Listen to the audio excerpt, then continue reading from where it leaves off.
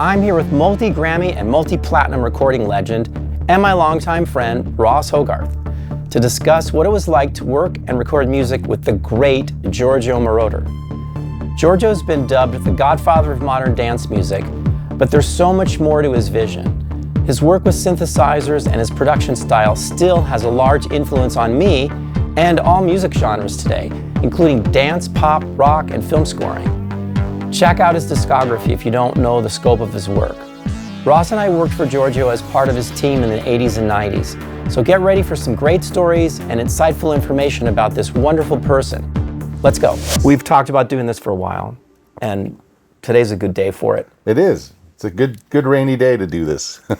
So we met at Giorgio Moroder's studio. It was over a period of it was most of 6 years. So your memory has got to be better than mine on it, because it's nails. I remember it because I had so many good times, and you were one of the great people that I met that altered my career in a lot of different ways. And because we did some great work there too for Giorgio. Let me refresh your memory. I'll just tell you a few things, okay? Mm-hmm. Some of the singles we worked on. Meet Me Halfway with Kenny Loggins, which was the song of the year that year with BMI. We worked with Van Halen and Sammy Hagar on Winner Takes It All, which may be the first time you met some of those guys. Mm-hmm. Falco's Body Next to Body, which was a fun time. Oh, man. Ziggy Sputnik. Oh, wow. And some world events, the 1988 Olympics opening ceremonies, which is a pretty big, bunch of stuff we had to put together for that, and the 1990 FIFA World Cup opening ceremonies, the Chiesetta Moroder, Giorgio's car joint venture with Lamborghini. We worked on the music for that with Jay Leno and the big opening. And then the films, Over the Top, Cyber Eden, Never Ending Story 2, Let It Ride with Richard Dreyfuss, Fair Game, Another Way. Wow. Those are the ones I remember. Yeah, and there are more too, but that's... We worked on a lot of stuff together. We laughed a lot. I definitely, that was one of the... We worked long hours and we laughed a lot. There was a lot, there was... I think it's important to never lose your sense of humor in the studio, because anytime any one of us take ourselves too seriously, you lose perspective on what we're doing. That's something I learned there too, and we had to get a lot of stuff done very quickly though, because Giorgio knew what he wanted, and he gave us great songs, I thought, and there was usually a great artist that would come in, mm-hmm. but it was like we had to move quickly, right? Always, He would come in. And he would, the first thing he'd go, "Are we working?" Which is like... Just do something. Yeah. Don't think, just do. Are we working? That was another... Don't think, just do. That's already two good quotes. Yeah, I mean, it was like, if I started to ask him a question, he'd go, no. Don't think, just do. and that was like the key of it. But I was not someone who was into the classical mentality that Giorgio had, where it was all about the melody. I mean, he didn't write the lyrics; he wrote the melodies, and these melodies are the core of what his hit songs were all about. The melodies, and I would remember him coming in. It was always about and that's that classic European classical mentality, Italian, German, pedagogy, basically, that came from opera and classical music, like you said. It was all about the melody and not messing with it. Because sometimes most of the time, he just left us alone. Yeah. He'd come in at 2 every day and leave at 5 or 6. I mean, come in, have his coffee. Brian, bring me a coffee. And we would work, and sometimes he'd come in, and if one note in, say, one of the chords, because you're a deep music, you're deep, man. Your shit's deep. So sometimes the extension of the chord had a note that was just a little too far from him for the melody. Yeah, and I learned unless that extension was the melody, which sometimes it was, because he would do a lot of passing notes, but it was all melody-driven music. I remember when Kenny Loggins did Meet Me Halfway, being on the phone with him, and he wanted to change the chords. And so Giorgio just said, get on the phone with him. I'm not sure what he's talking about, but make the chords work. And that was, by then I kind of knew what he meant by make the chords work, which was don't mess with the melody. Do the chords he wants, mm-hmm. but don't let him mess with the melody too much. Well, that's the key. I mean, most of the great writers I learned stay away from writing too much on an instrument. They just like hear the melody, and then everything else kind of comes from that. Bass lines, melodies. And then Richie Zito would come in and produce hit records, and he was Giorgio's guitar player. Right. So which he, at one point, because we just bonded, we were a couple of guys from New York, and he was like, I got to have you come down to Giorgio's. Oh, so that's how I never knew how you got in there. Yeah, because I mean, it was, he had his crew from up at his house, which I didn't work up at his house, and Oasis had just been built. It was Davlin. He bought Davlin and took what was a big room and turned it into 3 rooms. With SSLs. And nope, we had one SSL and 2 Soundcrafts, and we had the first 4 Sony tape machines in the U.S. because of Cat People. The 3324s. We had 2 3324s in the studio with the SSL, and we had a 3324 in each of the other rooms. And then eventually a 3348. And to explain that, because of the mentality of working on digital tape back then, what we would do is we would clone a tape. D to D. We would D to D. We would clone a tape, just like we do now with hard drives, Right. and in 3 rooms at the same time, we'd all be working on the same song, which you couldn't do with analog tape unless you were making, copies, which was not something that people did. And because of that, you could have someone singing a song down the hallway, come bring that vocal down and just transfer it over. And that's how Giorgio tried out a lot of singers on a lot of the songs. He would test out on many of the tracks, like on Beverly Hills Cop, Shakedown. Glenn Frey had sung it because he had sung Heat Is On, but that didn't work out as well as Bob Seger. And I forget, there's a bunch of, I could, if my memory was better, I could tell you all the different singers that weren't used on these songs, all big names, But that kind of mentality of working in digital that way was so ahead of its time. Yeah. And we would do offsets often to just record a whole piece of tape of a cue that would then get flown around. We called that slip and slide. Yeah. Remember? It was, and so I got really good at offsets and I mean, the technology of running synths was so far. I mean, we were ahead, but it was so far where, like today, the things that we did then took us a lot of time, where the stuff that you do today, it's all like, just boom, so it definitely was a place where technology, I really got up on my technology, because where I had come from was basically like learning how to record as a real engineer, knowing where to put microphones, and a lot of that stuff wasn't really being used at Giorgio's because it was a different mentality. Well, there was just a lot of storage going on in the live room. We're in Studio A. Yeah. Because we got a couple of live sessions out of there. We got a piano moved in. I just, like, for I think it was for Let It Ride, we brought in Robbie Buchanan and Greg Fillinganes to play some piano. Right. But it was very rare to use the live room. Mostly it was just cloning, and then it got to the point where even the 3 studios were so full, I bought a Sony 3324, and I was doing basic tracks at my studio and bringing them over. And the technology was so crazy advanced that you could take a 1/2-inch piece of tape and put 48 tracks on it. So if I worked on a 24 track, it would fill in the middle. And then Giorgio would have another 24 tracks for vocals. So we would put in 24 tracks. So the 48 was just like this godsend. Now there's just one machine. And he was sometimes even like, I'm sure you were doing it, like lining up 2 machines at once to get more tracks. Yeah. They were very smooth, though, I think, doing that. It wasn't like locking up analog 2-inch tape machines. There are a lot of records in the 80s that are not tasteful. There's just a lot of reverb. With Giorgio, we put a ton of reverb. Reverb on the hi-hat. On the kick.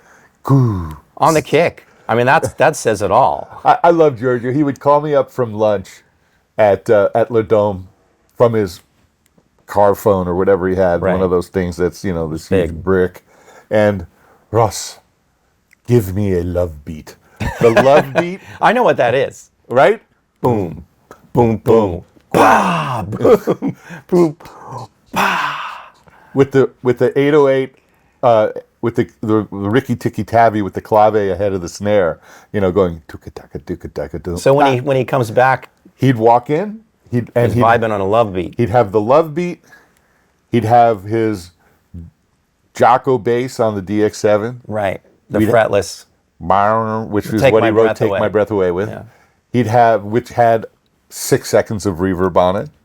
That's right. Reverb and bass. Reverb Can't on forget that. bass. But you don't need a lot of tracks then. It fills up a lot of space. Yeah. And then he'd have, either the as a possibility, we'd have the control voltage, triggering. Yeah.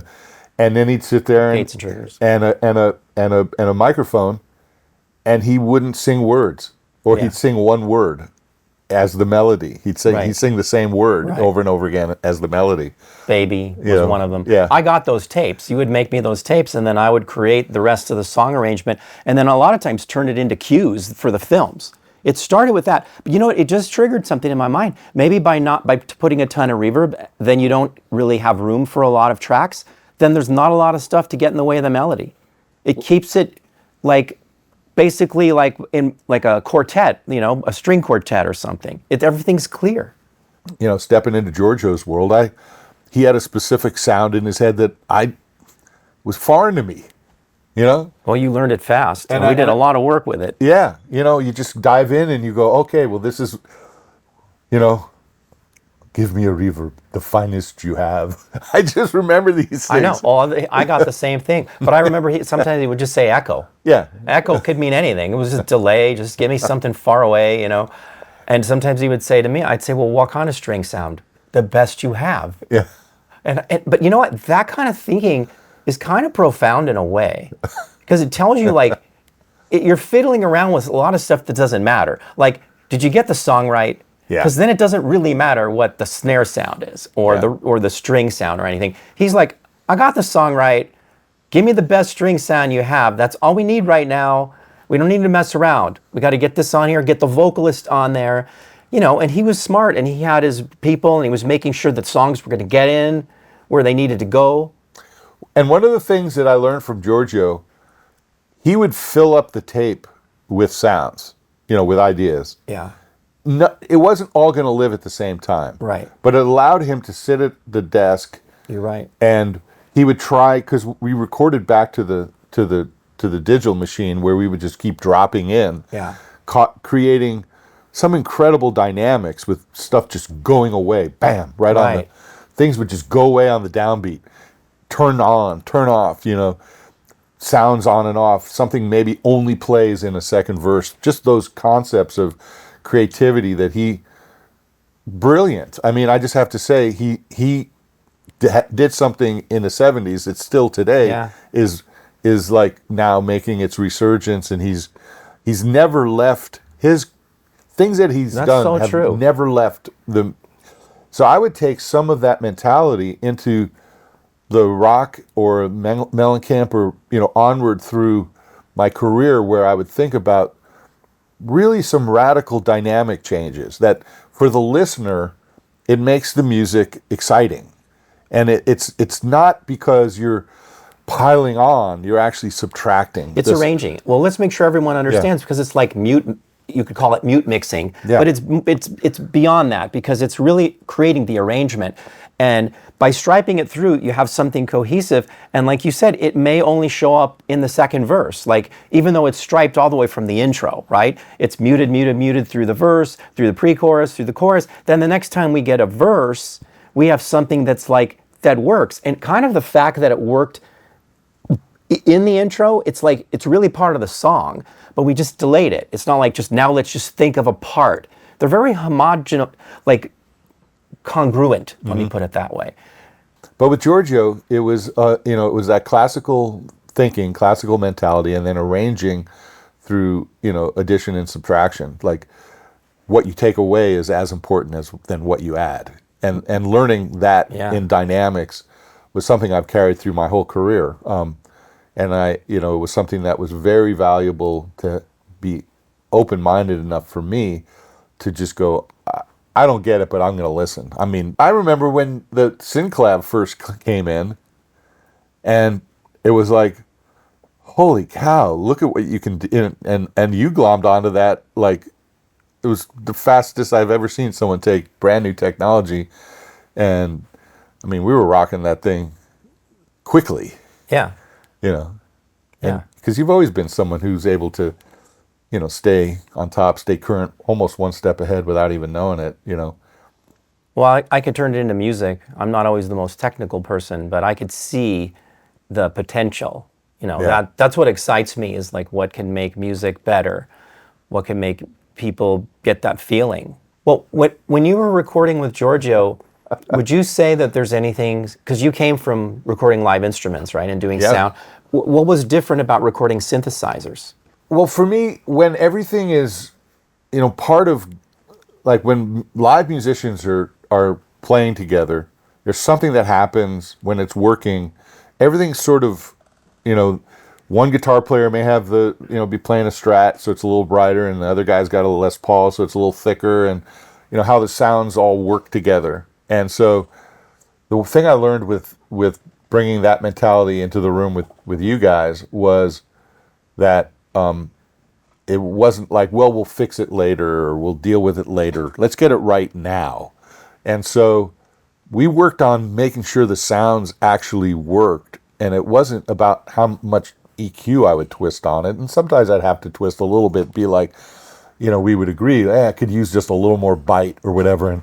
And this is as much bite as I can get out of this right now. But a lot of it was just making sure that when we, the use of the tool and how that fit, and being able to hear it more like a finished product in the moment, instead of like, let's just slap this sound down and then we'll just, that somewhere down the road we'll make it right. So with a band, you would think more like that. Just play. Just let them play. Well, I always thought the band always played better when their sounds were as good as they can be. So we would work on getting the sounds right so that they could just play it once or twice and you'd make the record. It would go down like a record.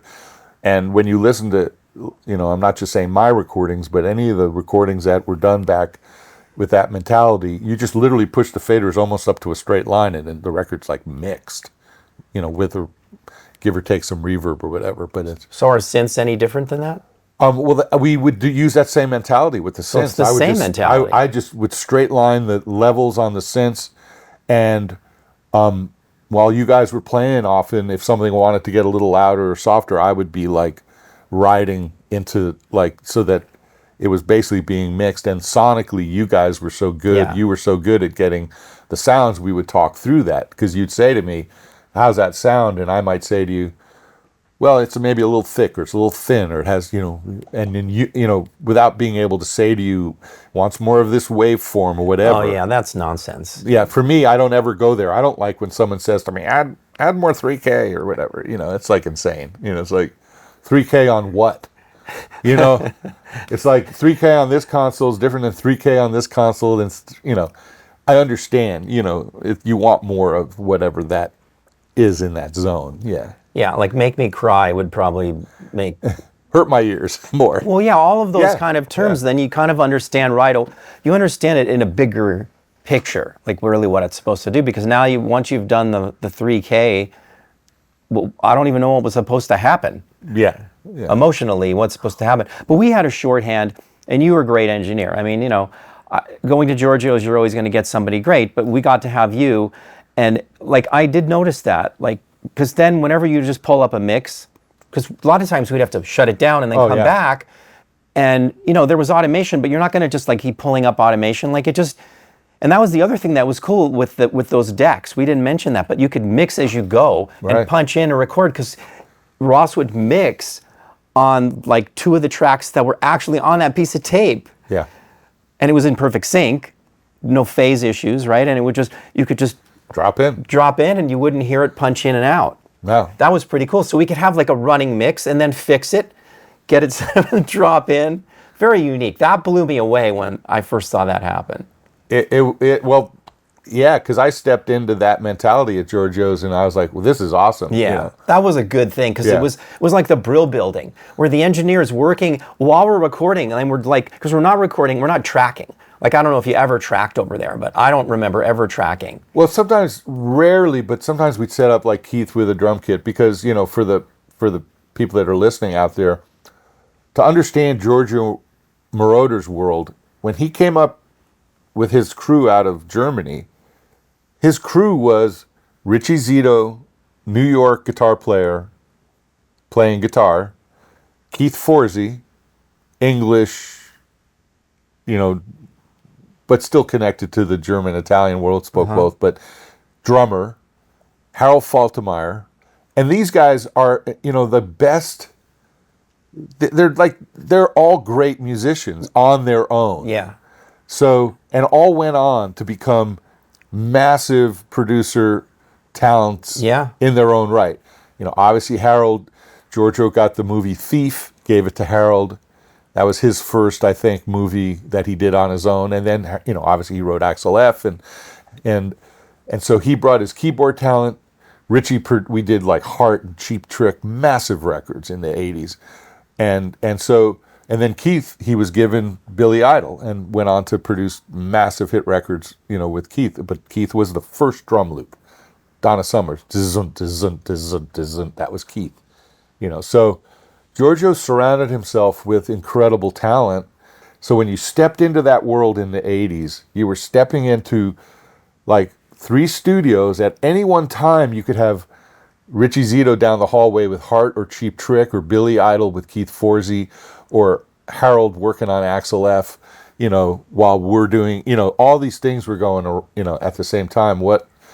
Just a lot going on all at one time. There was you'd walk down the hallway and you'd bump into any one of those people. And the singers too. Whoever the singers were that he was checking out, we would just bump into them, and it could have been anybody. Yeah, I mean, on the day that we had Sammy Hagar come in with Eddie and Al, down the hallway we could have had John Wetton from Asia, or Kenny could have been there, or Jermaine Jackson, or it was like that was going on constantly in all 3 rooms. And I was definitely run ragged.